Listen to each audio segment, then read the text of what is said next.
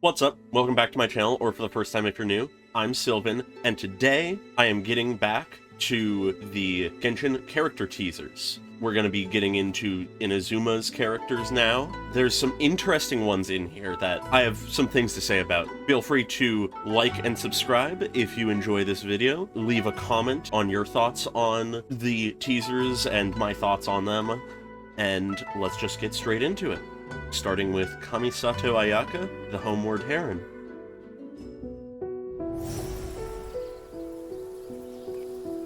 The Yashiro Commission's duty is to assist shrine maidens with sacred matters, and to manage distinguished Now, I quite artists enjoy of all Ayaka's kinds. character, and I feel like this Because of my teaser upbringing, does a good job ever of since showing I her was a character, child, I've been but studying etiquette, I don't know, it very much has not painting, been, and calligraphy, like, my favorite of tea the ceremony, Inazuma's teasers, but and the I really art of like the this sword. bit here. It's really the back half that I am sort of just middling on. I really like the aesthetic of that initial bit. Being a But, foreign envoy, Miss yeah. Kamisato? No, Always it- working hard, I see. like I said, it works well. you It as well. does a good job of showing more of, like, her day-to-day type What is this? life, which is good.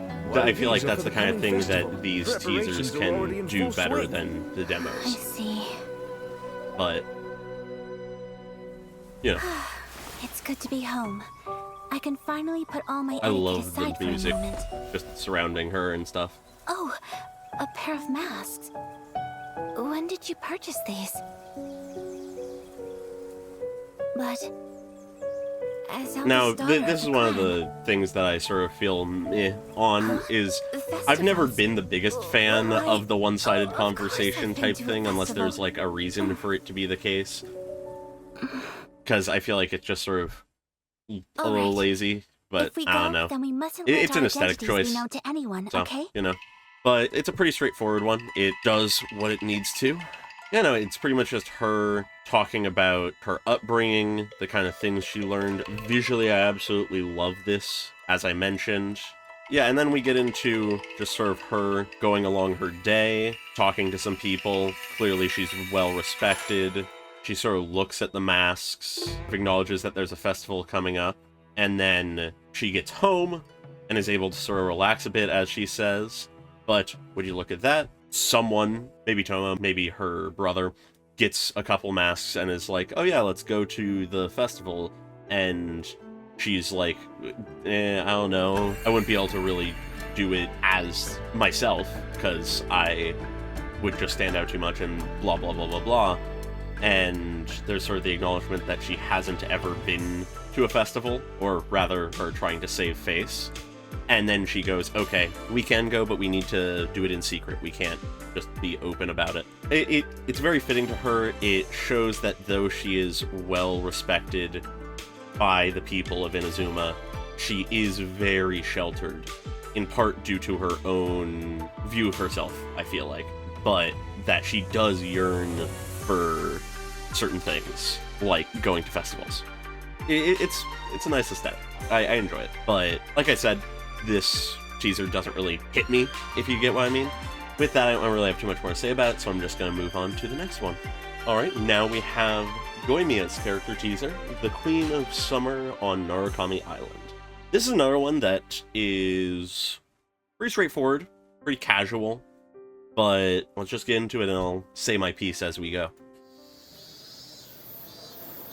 Once again, this one doesn't really hit me. The best thing about summer on Narukami Island? It isn't What makes you ask that? by any means my most memorable or Oh, favorite don't wanna put you of up the to this. Inazuma teasers, but That's a tough one. as Why don't you see always, what everyone else thinks? it works The best great thing for about summer on Narukami? showing sort of character and Good question. Yoimiya's position Let me in Inazuma. I think we all know this one. I do enjoy the framing of, like, this question that is asked, and everyone's like, oh yeah, no, we know the answer, and she's like, oh, did you get the answer? It isn't a thing at all. And it always is being cut Right, off summer just right wouldn't be before the we same get without the her. answer, but it's Who else heavily could it be? implied. That's right. The best thing about summer on Narukami Island And we never get the answer, because when it's finally said, it's just overtaken by the fireworks, and Paimon's like, wait, what? What? I didn't catch that. It's fun. It's really straightforward. It's one of the shorter ones, being just over a minute. It's just this tight snippet. It does what it's trying to do, it just is... I don't know, I think it's just a little simple for what I expect from the teasers, because it's pretty much just showing her doing something, introducing the question, she says, go ask other people, and then they're like, oh, well, let me think about it. We all know the answer to this one. It's pretty obvious to us. And then we return to her, and she's like, did you get the answer? And we jump back to hear the next bit of them sort of responding and saying, yeah, no, we know what the answer is. And then it goes back to her as she confirms what the answer is, but we don't learn it. It's very straightforward. It works well for what it's doing. It just does what it's doing well, but it doesn't do much. That's what I'd say. So, gonna move on to the next one. Now we are on to the Raiden Shogun character teaser.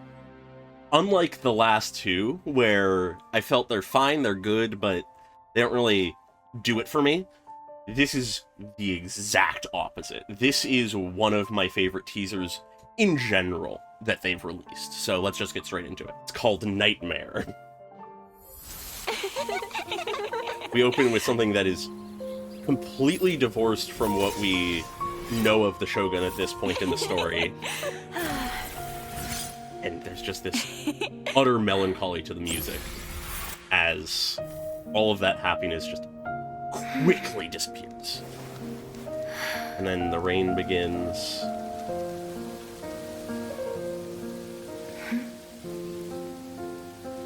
I fucking always get chills with this. The music is perfect. I love this tragic moment of sudden hope from her, just for it to be nothing. And that to be what sort of sinks her back down. And then I love the transition. So good.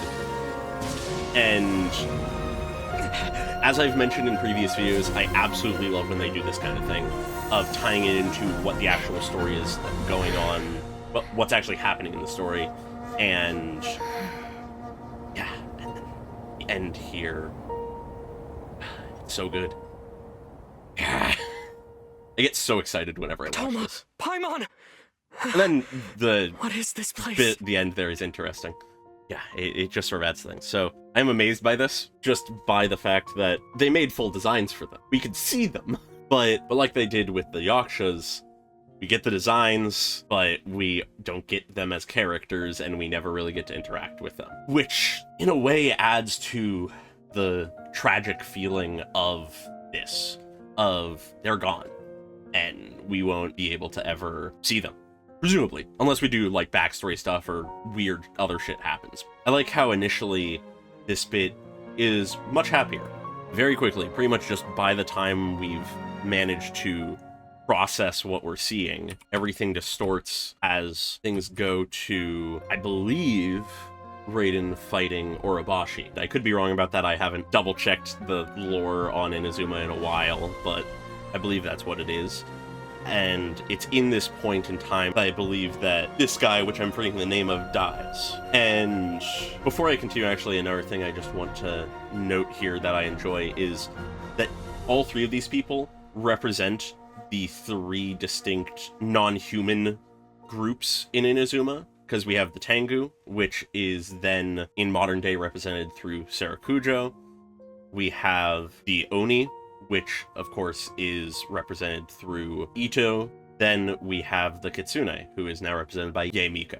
That's just sort of a nice thing I enjoy. But then, with this sort of flash, we get the word nothingness as we jump back, and he's gone. His disappearance, other than what can be sort of assumed, is very ambiguous. It's not clear how he died or what happened to him. He's just gone. And then we next get something much more explicit, which is this confrontation between A and the Oni. I'm forgetting all of these characters' names, but they never show up in the story, so Well, they're mentioned, of course, but, I believe that the Oni girl here went mad or something, and A was forced to kill her. And that leads to our next word being stillness. And now the colors have become desaturated. We're zooming in more. The expressions aren't gone because this is all just memory at this point, but the life is beginning to leave this space. And then we get the last one. And then we have the last one, which is, once again, a lot more ambiguous. We, once again, are only seeing A with just an interesting visual of being surrounded by wildlife. If I recall correctly from the actual lore, I believe the Kitsune lady died during the Calamity 500 years ago, but I could be wrong on that. We aren't really shown that specifically here, but we get our next word, eternity. It goes from nothingness to stillness to eternity. That sort of encapsulates a lot about her character. I'll get more into that once we're done going through this more. And now she is alone. The rain begins. She finally looks down. She is still in the memory, though. She looks up as a literal ray of light is shining down, and she sees Makoto, her sister. Though she's reliving a memory, or at least was, whatever state this is in, she recognizes that her sister should be gone, should be dead, but she sees her now and is shocked, is filled with hope, is amazed. She immediately gets up and starts running for her. Reaching out, once she finally almost touches her, she disintegrates into nothing. It is sort of this reaffirmation of the fact that just about everyone she knew and loved is gone. It is with that restated fact in her own mind that she sinks into this darkness, as we can see visually by the fact that her own bangs sort of shadow over her eyes, and the rain continues, and the clouds darken, which in one sense is just a perfect visual for her darkening mental state, but on another sense is just a good transition to show that a scene change has happened.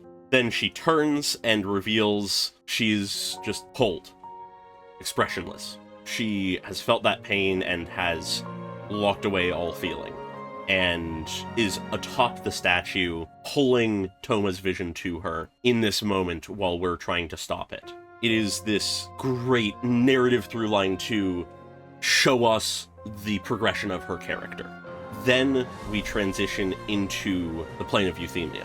It's almost like this thing of she seems to almost wake up and have to take a breath. And then she closes her eyes again and continues to meditate, continues to rest, locked away by herself in this nothingness, this stillness, this eternity. And then just to sell the fear and the unease of this entire scenario, we have the traveler shakily saying, like, what's going on? Where is everybody? Just the entire vibe of this is just sort of perfect to me. I absolutely love how melancholic it is, because it's not just depressing. It's not just sad. It is melancholic because so much of it is reminiscing on her memories of these people she loved and cared about that are now gone. In all cases, these tragic farewells where they were gone before their time, or much sooner than A would have liked at the very least. It's with that we begin to see the formation of her belief system. She begins to lose people, and she cannot handle the utter sadness and pain that it fills her with, that she finds comfort in embodying nothingness, in becoming still, unchanging, and with that realizes that if she can achieve an unchanging world, that the people she cares about that are left won't ever die. Or at the very least, she won't be able to feel the pain when they disappear, because to her, everything will be unchanging. She'll be locked away in her little hidey hole, unable to experience change. These ideas are in her mind with the loss of each of these people, but then it's only with the loss of Makoto that she allows herself to be consumed by this, to become this uncaring monster who is willing to destroy the ambitions of everyone around her, to give herself false comfort, as she isn't healing her wounds, her emotional and mental scars. She's just sort of covering them up and trying to step away from everything that hurts so that she doesn't have to deal with it, at the detriment to herself and everyone else. Like I said, I feel like that this teaser does an amazing job of showing that progression. Show the mental and emotional state of A in the Raiden Shogun as we're going through the story. But what I find incredible about this also, which is another major aspect, is this came out well before the end of the Inazuma storyline. By the time this came out, we had this scene and not much else of the Shogun other than what we had been told by other people. We had our one fight with her here, and then we hadn't really interacted with her since by the time that this had come out. Now, of course, the new version was coming, so we were beginning to hear more things, but we still had no idea what her thought process, her reasoning was.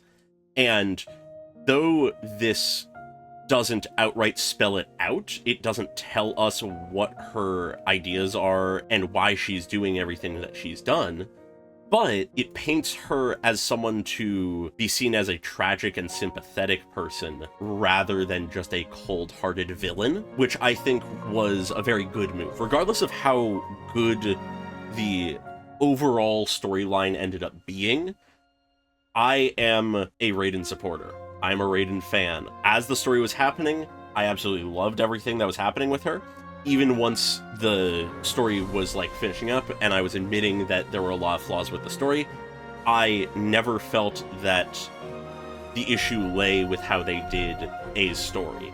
I felt that it was predominantly just the pacing and a lot of other elements that sort of messed with it. All that's to say is I feel like that the Raiden Shogun character and arc is really solid and I really enjoyed it, and this teaser did a very good job of doing exactly what it's called.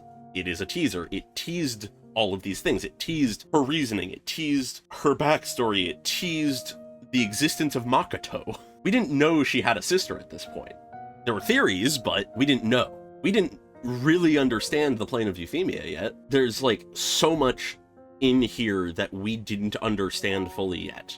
It makes it simultaneously a really good on its own teaser for when she was coming up as a character, as well as in retrospect, just a pretty perfect encapsulation of what led her to the point she is at the start of the story, which I absolutely love. But to not just keep rambling on about how much I enjoy this, I'm going to move on to the next one, as I think I'll just be repeating myself if I keep going. Now we have Sengonomiya Kokomi's character teaser, The Ocean's Will.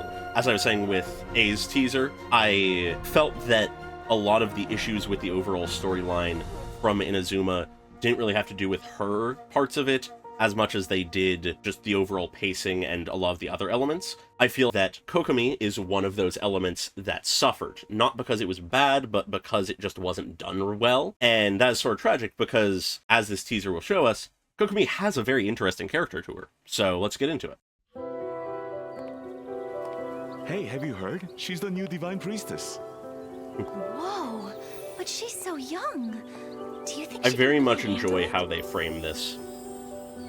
Starting it with acknowledging how young she is, that she's the Divine Remember Priestess. Kokomi, as the Divine Priestess, the And whole of what the had music Sea and this Island will be voiceover entrusted to you. grants this sort of a Though certain you weight. may not be suited for such a role.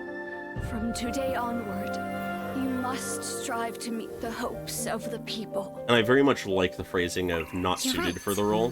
Governing is not my forte.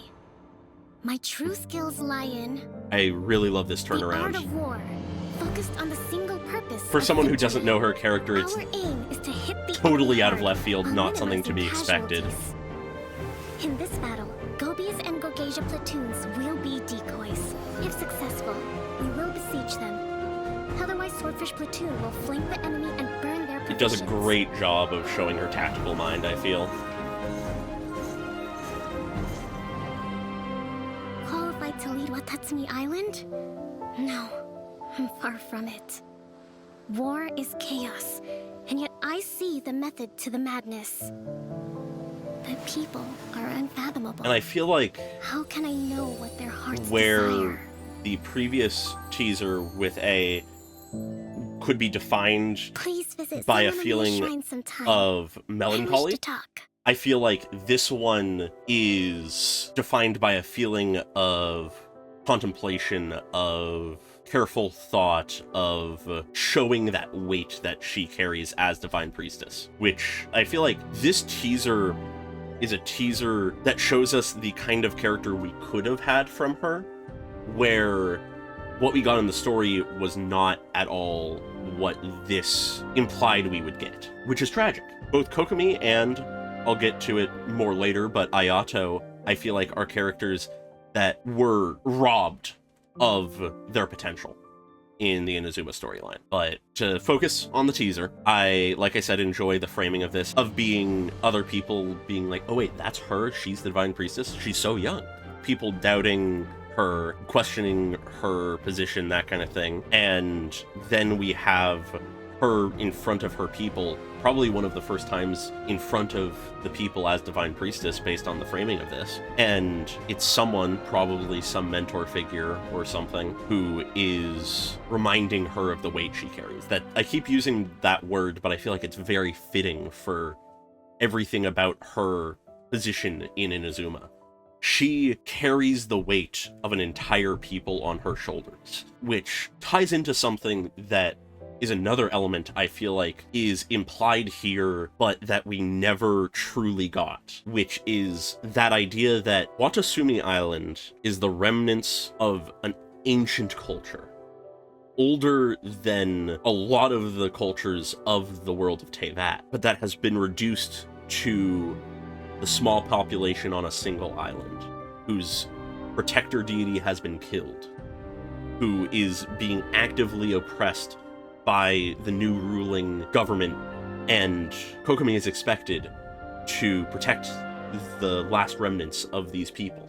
Now, they aren't necessarily painted in the story as being this fledgling group of survivors who are desperate to not be wiped out, but in many ways that is what is happening here. The amount of pressure on her shoulders to do that, to protect these people, to be their leader, is unimaginable. To be entrusted with the goal of ensuring the survival of an entire dying culture is insane, and yet she doesn't buckle under it. We never see her break, despite the fact that she's not suited for the role. She isn't a leader. She is much more of a general, a tactician, which there is overlap in those kinds of things, but a good leader does not mean the same thing as a good warrior or a good general. And people recognize that. She does. She knows that she must strive to meet the hopes of the people. She is able to recognize where her skills lie, where her talents are. It's in the art of war. Though she may not be able to fulfill the hopes and dreams of all of her people, she absolutely has the capability to protect them from outside forces. She has the skills and mind and capability to tactically fight against the rest of Inazuma to protect her people's way of life. Once again, just to acknowledge the sort of tragedy of the storyline, we get more actual strategizing and tactics from her right here, right now in this demo for a couple seconds than I'd argue we get in the entirety of the story. With this, we actually get her acknowledging tactics and strategy and being like, okay, these two platoons are going to be decoys so that we can draw the enemy in, besiege the enemy, pin them down, that kind of thing, flank them, destroy their supply lines. She is doing a great job of tactics, of warfare. Of course, it's pretty classic strategies. Pull the enemy out so that you can cut their supply lines. And then I really like the transition from the battle map to that of the actual war banners. An almost subtle acknowledgement of the fact that the people she is using as decoys, that she is throwing into battle, are people. They are real people marching, in many of their cases, to their death in an attempt to save their way of life. She once again acknowledges that she is not suitable to lead her people. But when it comes to war, something far more chaotic and dangerous, she sees the method to the madness, as she says. She sees a way through the chaos to victory. And she sort of ties these things together of, war is chaos, but I understand it. People are unfathomable, so how can I understand them? And she doesn't have an answer. She doesn't know. She is a person stuck in a position she is not prepared for and doesn't have the innate talent for, but she has the will and the determination to not back down. She is willing to fight for her people, to do her best for them with the skills she has, in spite of where she is lacking. And that paints a picture of such an amazing character that we basically never see. Because though she's important to the story, she shows up in the story, we never see these elements. Not really, at least. We get glimpses, but nothing that truly does it. And it's just tragic. But that's pretty much all I have to say about the teaser. Anything else would just be about the story as a whole more, so I'll leave that to some other discussion. Now we are on to a fan favorite, a personal favorite, Arataki Itto. His teaser is interesting. It's weird to me. It's far from my favorite. In case you couldn't tell, the Inazuma teasers to me are very hit or miss. The ones I like, I really like. And the ones that I don't care for as much are just sort of there. I'll get into my reasoning why for this one. I absolutely love Itto as a character, and I absolutely love his demo. Check out my character demos videos. For the teaser, let's just get right into it and I'll sort of explain myself. This is called That's How the Show Should Go. So we have an interesting opening here of a play, an Oni. It's obviously him, but he's wearing a mask. The goofy energy here is fun. And we have the play being messed up because Itto just completely flips the script. He's supposed to be the villain, but he beats them all. Anyway, in the end, all of the actors are drunk. Overcame their differences, and it's just secretly the gang. Oh, what a circus. Now that's what I call a good show.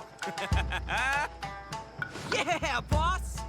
The Arataki gang rules! Yeah, the gang just completely hijacked the play and did their own thing. And people seem to enjoy it. And we have a little Toma cameo. Wouldn't be surprised if... My lord, look backstage. Yeah. Yes, most entertaining. Interesting that we also get an Ayato cameo there. And then they have to run because they're about to be arrested. So, it's a really straightforward one. It does what it's intending to do, which is show the sort of fun, disruptive nature of Itto and the Arataki gang. But something about it just feels weird to me. Just something about the pacing of it feels weirdly stilted to me. I don't know, it's very clear in what it's doing, but it doesn't really telegraph itself well, if you understand what I mean. I don't really know how to vocalize it, how to put it into words. But just to walk through it, I mean, we have the narrator for this play who describes the scene being like, ah, yes, there's this vile Oni, but they are in the end defeated by the heroes of the play or whatever. But then because it's actually the Arataki gang, they completely flip the script and just have him win and be awesome. And it's fun, but first off, why is the narrator narrating a scene that would just be shown in a play? That's just sort of like a weird narrative dissonance to me that it really doesn't matter. It just sort of irks me. And then they have them being like, wait, is this the right script? This isn't what's matching what's happening. And then we get this shot of the people in the back, clearly like drunk or whatever. And it's not immediately clear on a first watching necessarily that these are the actors that are actually in the play. It is easily the most muddled element, because if you know who the Arataki gang are and recognize what they look like, then you can understand what's happening here pretty clearly. But it really is the kind of thing that needs context or a couple watches to really understand what they're showing here. Like, obviously there's drunk sleeping people in what looks like a dressing room, basically. But to understand that they are the original actors for the play that would have been doing the scene correctly, and they've been replaced by the Arataki gang to basically just hype up Itto and Oni in general is sort of unclear. And then the other element here that I find weird is the fact that the narrator just sort of starts improvising and being like, okay, well, I guess that the humans and Oni are friends now, and then just sort of walks away and is just like, this is unbelievable, which, I don't know, it's just weird to me. And then from here on out, I enjoy it quite a bit, but it still feels a little slow to me. This part does show that the gang, the three other people here, are in on whatever is happening with Itto. The one part I will admit I just do like is Toma and Ayato's opinion on this, with them finding the actors backstage, and Ayato just being like, that's funny. Too bad that they're gonna get arrested now, which I just find sort of fun. But yeah, that's really the only part that I can say, like, I find actually really good. I enjoy the sort of laughing into as he's about to get arrested, but at least compared to his demo and the previous two teasers, it just feels so much weaker to me, unfortunately, which is so sad for Itto being such a fun character. Gonna move on now, though, because I just honestly don't have too much to say about this one. And now we move on to Shenhe's character teaser, Lonesome Dream. This one I much more enjoy. It is another favorite of mine, with just, like, some slight caveats. So, just gonna get into it. Shenhe as a character is one I very much enjoy. I am a big fan of her. And I absolutely love her backstory. Another nightmare. The music throughout this is great. One has told you before. As always, be but, not you know. complacent. The ropes are to be worn even while you sleep. Yes, Master.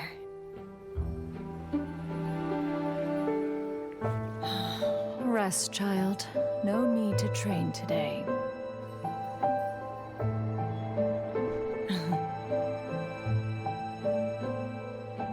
Something I absolutely adore about this teaser is the ever-prevalent nature of her past. As ultimately this teaser is a mix of these fleeting moments of happiness, or at least contentment, You are that a cursed then child, are consistently and shall never have contact overshadowed with anyone else. by the tragedy of her backstory. And it's then here where Shenhe and the Traveler cross paths. Traveler, we And so many tasty dishes. she We're sure happens to get look to him Traveler's attention, as they right? pass. If she still doesn't want to As meet us, then The Traveler and Paimon are just having a conversation. maybe we can take all the food back. So, it's a very straightforward one. I love that we open with her as a child alone, crying in presumably the cave that her father left her in. Then she wakes up from a nightmare, being that memory, that lonesome dream, to tie it back into the title of the whole thing. It immediately shows that that part of her life she can't escape from. It is something that, whether she likes it or not, defines how she lives her life. Here we get her master, who tries to comfort her almost, as she acknowledges you have to keep the ropes on, don't be complacent, they will protect you from these things. And seeing how worn out she is, says that she doesn't need to train today, she can rest. Cloud Retainer having a case of being good mom, and then on her presumably day off, we see her making sure that her accessories are good, looking at her reflection in the water, but then the nearby frog jumps into the water and causes a ripple over her reflection, causing her to, in that moment of pause, sink back into these memories of being abandoned by her father,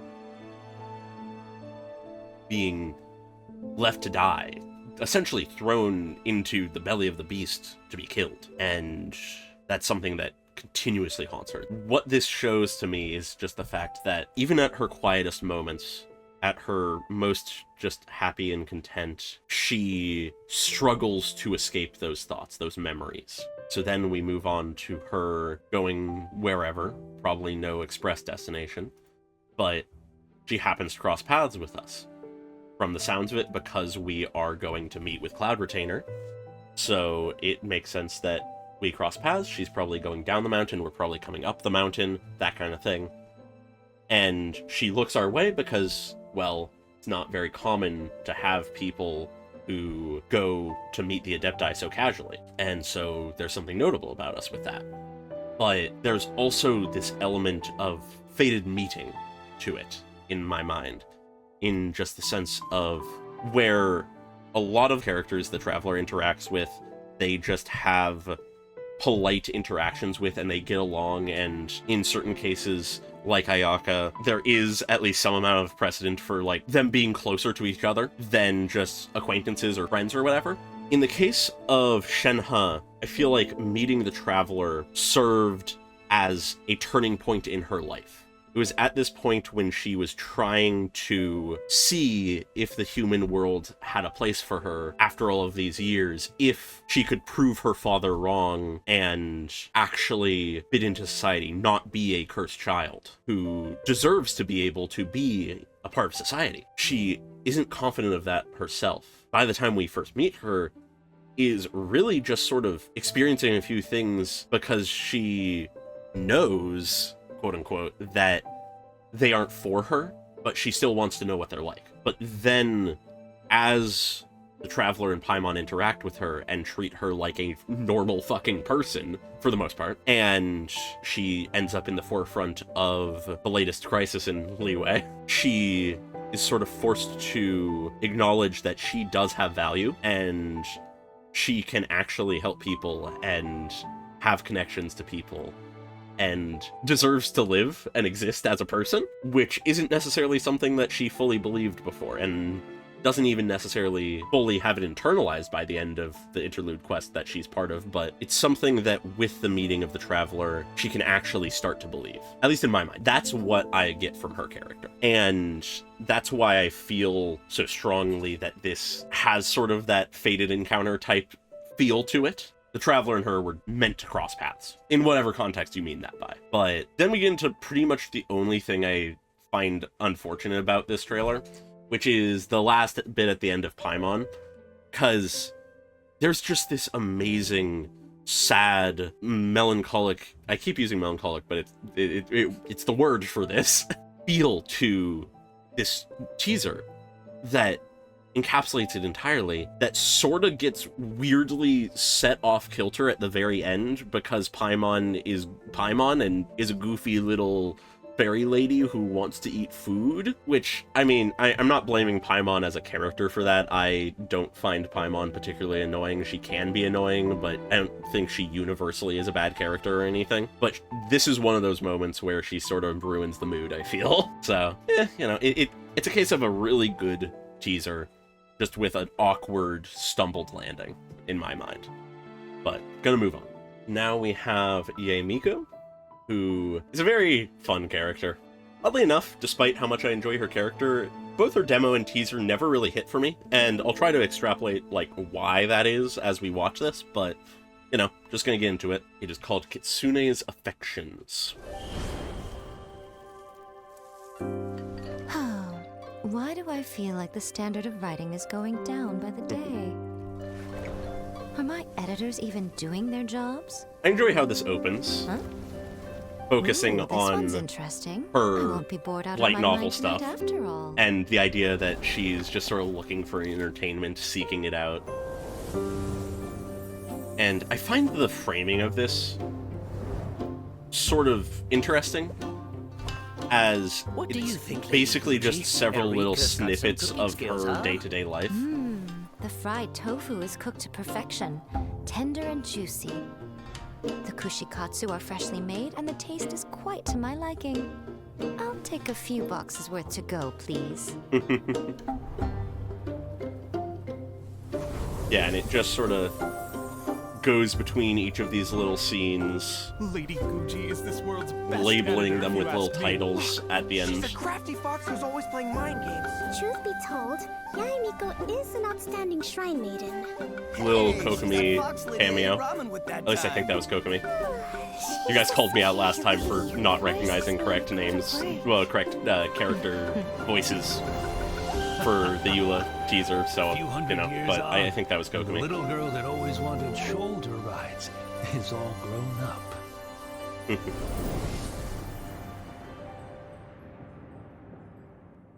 Yeah, so it's a very simple one, very straightforward. As with all of these, it doesn't have anything wrong with it, really. It just doesn't really hit me, because, yeah, I feel like that's what I can pin down a lot of my reasoning for why I do or don't enjoy a teaser, is from a demo, I typically want sort of the more bombastic elements of the character, the spectacle of them. I want it to sort of just punch me in the face with how cool the character can be.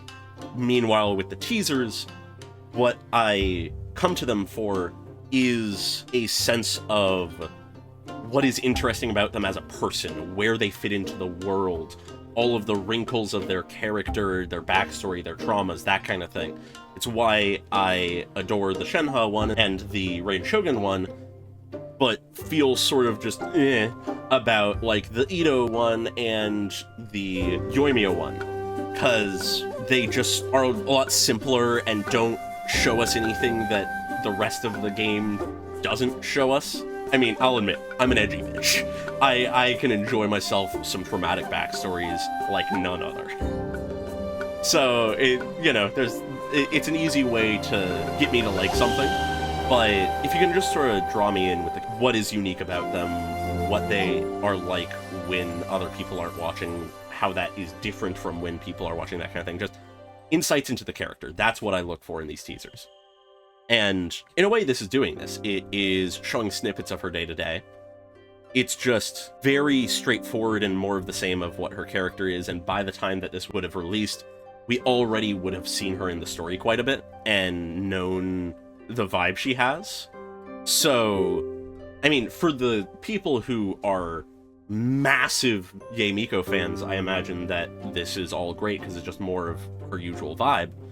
But for someone like me who wanted to see more than we already knew, it was sort of just But to not keep just sort of complaining about a completely serviceable and good teaser, just to sort of look at it, I feel like the first segment does a good job of showing her connection to the light novel industry and the idea that she is seeking entertainment first and foremost. She doesn't like being bored. And then here we, I guess, see her enjoyment of food is what this is getting at, is she enjoys finely cooked meals, and that she clearly has the capability and it's a bit extreme, but audacity to just be like, yeah, okay, this is good. I'm going to take several boxes of it with me. Which, it shows character, but it's sort of weaker to me. And then this last bit I enjoy because it is more so other people's opinions of her. The various different people speaking their minds to what they see her as. And most interestingly among these, I feel, is this last one. Who is that?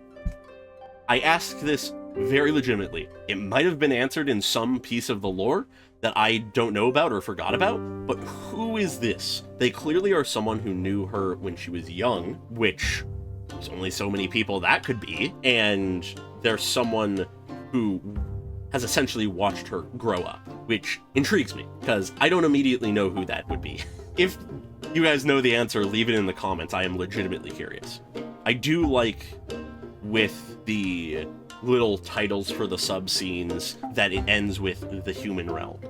As, I'd say, my favorite thematic element of this teaser is how this end bit contrasts with Nightmare being A's teaser. Because where A's teaser was her essentially cutting herself off from everything, each of these sub-scenes has been various moments of Yae Miko living in the human world, living in the constantly changing and ebbing and flowing world. She's not doing what her god has done, which is a very sort of small and subtle thing here, it's not really throwing it in our faces, but knowing through the story what Yae Miko's opinion of what A has done, it makes a lot of sense.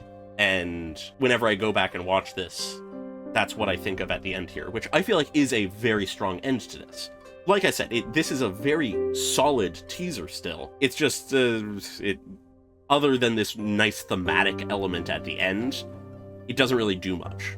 But that's probably just me. I can see how people could really like this. It's just not for me, for whatever reason. So, gonna move on. Now we have Kamisato Ayato, who I would consider the second victim of the way that the Inazuma story went. I'll explain more what I mean there as we go through it. It is called Lanterns in the Night. The Kamisato clan is just one of countless families in Inazuma. I absolutely love the framing of this one. Hence, there is nothing exceptional about my work.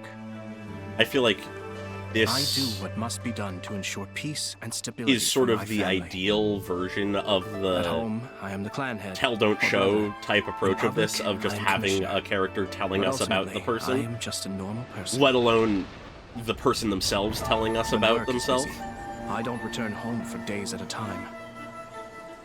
Once the present problems are resolved, there are still future dangers to prevent. I love This may sound the motif vainglorious, of but his music I do being what I weaved do, in here. so that everyone has a home to go back to. Most inconvenient. Time to find shelter.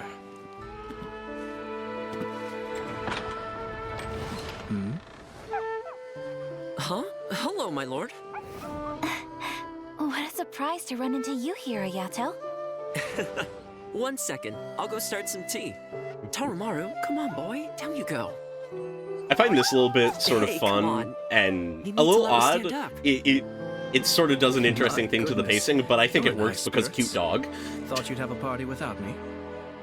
No, actually, we came And this here to also make does plans some for your amazing birthday. My lady. characterization of also Ayaka and Toma. So It's nothing that's necessarily new, but it works wonders.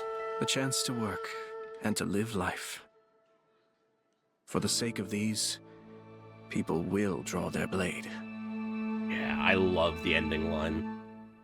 But yeah, so gonna go through this again and sort of explain my thought process on why I think that is so fucking tragic that Ayato never showed up in the story. So the way I would describe this entire teaser is with the idea of contemplation, of introspection, of careful thought, as this is Ayato describing himself and why simultaneously his work is so important and why it isn't remarkable. After all, the Kamisato clan is just one of countless families in Inazuma. So him being the clan head isn't particularly exceptional. He's like any other clan head. Or is he? He, as the clan head, has a lot of duties and has a lot of expectation placed upon him. His entire role and goal as the clan head is to ensure the peace and stability of his family, as he says. He does what he must to ensure that. When he's at home, he's the clan head, and in public, he is commissioner. He has his home and work life separated to an extent, but in the end, he's just a normal person. He's like anyone else. He acknowledges that he can be a busy man, that he often doesn't return home for days at a time, but once the present problems are resolved, there are still future dangers to prevent, as he says. So he can't let himself relax when there's still work to be done. Though he would love to be home with his family, he needs to ensure their continued safety, not just their current safety, but their continued safety into the future. And so he does his work. He goes out for days at a time. And it's here that he makes his statement of why he does what he does. His purpose as clan head is the peace and safety of his family. But no matter how vainglorious it sounds, how vain it sounds, he does what he has to do so that everyone has a home to go back to. Not just his family, but everyone in Inazuma. Which fits perfectly in line with the Kamisato clan's position within the conflicts of Inazuma during the story. Even if we don't really see Ayato during that, that is perfectly in line with why the Kamisato clan ends up being the supporters of the resistance. Because not only the hopeful Ayaka, but the clan head Ayato, the idealist who does anything he can to make sure that everyone is safe and has a home to return to, wouldn't be able to look past all of the things that the rest of the government is doing to hurt its own people. And then it cuts from his introspection to him finding shelter at the tea house, finding Ayaka and Toma there, and they greet him. We get essentially a POV shot of Ayato as he's greeted by them. We get fun little dog banter, which, as I mentioned, is sort of a weird thing for the pacing, but I like it, it's fun. I cannot fault cute dog moment. And then we exit the POV shot as Ayato comes in, and he just sort of acknowledges how, like, high spirits they seem to be, and jokes about them having a party without him. At which point, Ayaka, the completely socially inept person that she is like, oh no, we weren't having a party, we were planning a different party for your birthday, not realizing that it was meant to be a surprise. And he doesn't stop her in time. Toma cuts her off. It was just like, oh no, okay, please, stop. And he's just like, oh, cool, so that's what it is. That's great. And he's happy that the people he cares about have the time to do things for him in return. And it leads him to this final line. The idea that the chance to work and to live life are things that people are willing to draw their blades for. If that is not just a fucking thesis statement for why oppression won't work to a certain point, like, eventually people, when they have lost enough, will just fight back. They will refuse to be put into a position where they cannot live their lives. Now, of course, given current world circumstances, that exact breaking threshold varies, and perhaps it's a bit idealistic to say that that is how it would go, but there is a certain truth to the fact that, at least if people realize that they have lost or having the chance to live life taken away from them, they will not accept that. There is a truth to that. And it ties in completely with the concepts and narrative themes of the Inazuma storyline. And that's sort of where we get down to the core of this tragedy of characters like Ayato and Kokomi in the Inazuma story.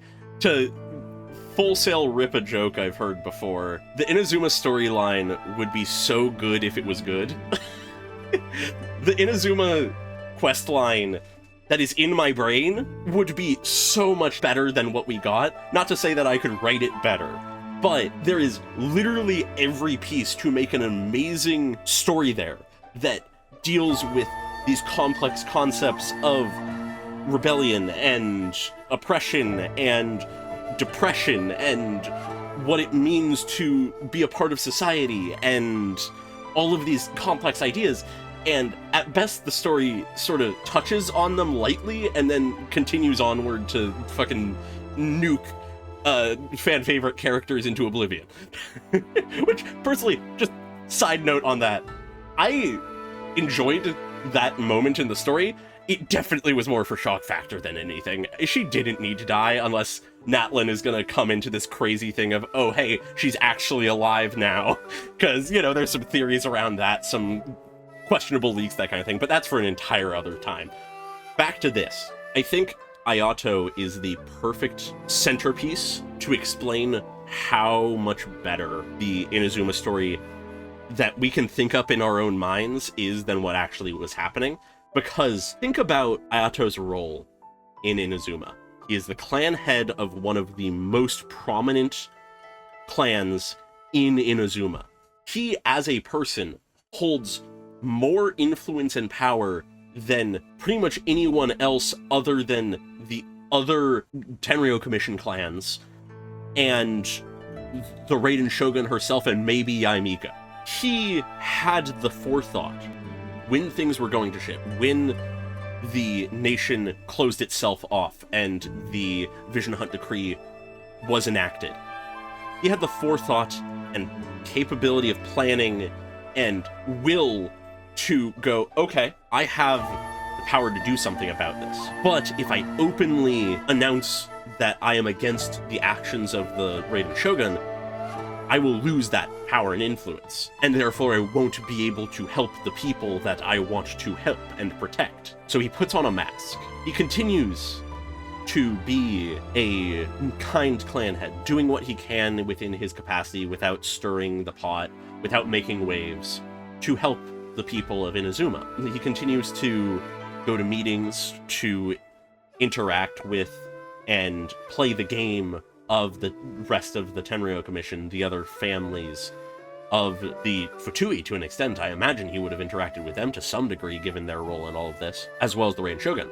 But just behind that mask of politeness, he is playing his cards to essentially destabilize the government. This is a man who took it upon himself to become a two-faced deceiver of everyone so that he could help the people of his nation. He lived for who knows how long in this position. And though, yes, Ayaka similarly had some of this, Ayaka was not the clan head. She overlooks ceremony and things like that. She does not have to make the political decisions of what the Kamisato clan does, of who it places its allegiances with.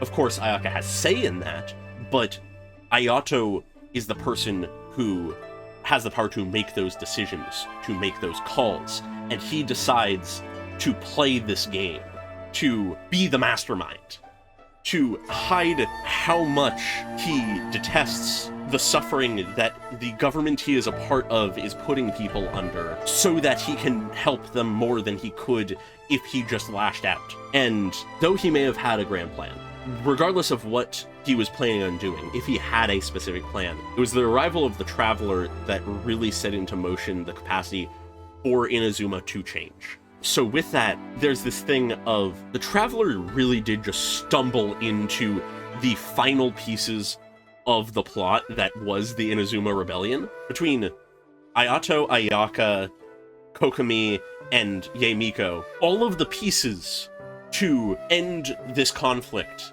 were almost entirely in place. They just needed the one chaos element to stir things up, to allow them to move their pieces. And just to get back to the core of why I brought this up, Ayato, as a character, holds such an intriguing potential storyline with this fact that he, for who knows how long, has been putting up this facade to help the people of Inazuma, that through the Traveler he is able to achieve. But we literally never see him in the story. And I feel like that is just one of the most obvious and clear cases of being able to express why the Inazuma story was lacking. But I don't know, maybe I'll go into some big tirade about the nature of how the Inazuma story could have been better and like all the changes I would have made in some other video, but for now I'll leave it there to not just keep spiraling and move on to the next one. Now we have Yelan's character teaser, Inevitable Justice. This is such a good teaser. Just like her demo, it is perfect for what it's trying to do, so I'm just gonna get straight into it. Please, have mercy. We've told you everything. Now, something I enjoyed with this is, though it isn't necessarily the case, it's so easy to imagine that this is sort of a part 2 to the story that her demo started. And I'll explain that more on the second run through, but still. I love how confident the Futui are here, and she's already just so far ahead of them. They just completely underestimate her. Where am I? How did I? Sorry. I enjoy the I know POV this shot. isn't the farewell The party you music were is hoping great for. here. I love how it comes in there. Once again, I love that it's her sort of motifs, but in a different My intelligence network style. doesn't stop operating just because I leave the city. I know all about the little games. I love how you've been afraid that guy is. playing. I'm afraid the fact that I'm back means my patience has run out. And your luck along with it. Yeah, so really straightforward one, but it does what it's trying to do amazingly. And to explain what I was saying earlier, her character demo has her hearing about some criminals who are like robbing people and stuff. And then she goes out into the middle of nowhere to deal with them. And then at the end, one of them that she's captured and starts interrogating is like, oh wait, no, I know who set this up. I can take you to them. And then with this one, it's she has interrogated some treasure hoarders and they tell her that, oh, some Fatui had them distract her, basically. So based on the fact that these people look different, there's two of them and the nature of everything is a little different, it probably isn't the same case, but there's enough of like an aesthetic, narrative, thematic through line that it works as sort of a 1-2 piece, which I just find fun. They know what they're doing and how they show her to us throughout this entire trailer. I like how much they underestimate her. I love how she just sort of appears there to have been already listening in to them. And as they're like, oh yeah, no, she's way too busy. She won't be able to keep tabs on us, as she literally is walking up behind them to take them out. And who knows what happened to the red guy, but at the very least, she captures the yellow Fatui and begins interrogating them. I love the POV shot, as I mentioned, just the sort of disorienting nature of it. And then she just sort of styles on him and is like, you were really that dumb to think that my intelligence network stops after I am not in the city? Come on, it's an intelligence network. And I love just how screwed this guy realizes that he is. And she just is rubbing it in his face. I unfortunately don't have too much more to say about it, though, because very much like her demo, this teaser and her character overall is sort of propelled predominantly by the nature of the vibes she gives off than necessarily the content of her character. Not to say that she is an empty character, because she has actually a lot of really interesting elements to her, but what we are shown in her demo and teaser are much more for the sake of those who are down bad, if you understand what I mean there.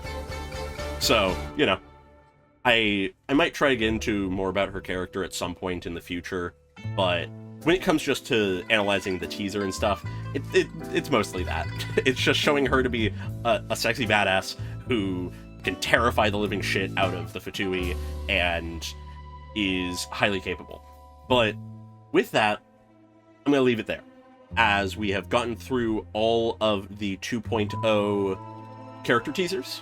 Next time we're going to be moving into Sumeru, which has some of my personal favorite characters. And yeah, so look forward to that in the near future. Feel free to like and subscribe if you enjoyed this video. Leave a comment on your thoughts on my opinions, how you think I'm wrong, how you think I'm right, that kind of thing. And any mistakes I made. I really appreciate you guys pointing that kind of stuff out, because in cases like the Eula teaser, though it didn't solve the issues I had with it, the people who pointed out that it was actually Jean talking for the vast majority of it did solve one of my issues with it and make me appreciate it a lot more and made it feel a lot more coherent. So I really appreciate if you guys point things out that I had made as mistakes, because they help me to appreciate these things more than I already do. Yeah, so with that, I hope you all have a great day. Goodbye.